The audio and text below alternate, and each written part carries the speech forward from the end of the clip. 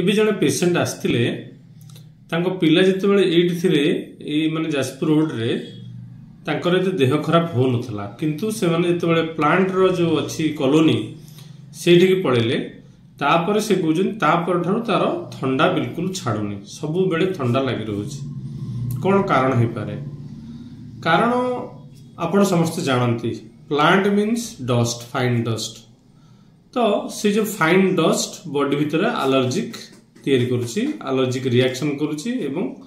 तार रिएक्शन रे ठंडा होची ताको ठंडा बिल्कुल छाडुनी एटा होची गोटे मेंटेनिंग कॉज ता माने जदि आमे गुडाए आडू साडू खाइबा आउ कहबा हमर पेट खराब हे गेला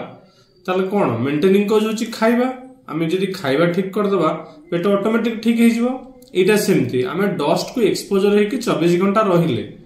तो आम देह खराब हम एलर्जिक हम ठंडा हम आस्थमेटिक ब्रीदिंग हम विभिन्न प्रकार समस्या हम तेणु प्रथमे बहुत केस रे मेंटेनिंग कॉज रोग को भल करने को दिएनी खाली औषध खाइले हमनी तो आमको मेंटेनिंग कॉज को आउट करने को पड़िबो।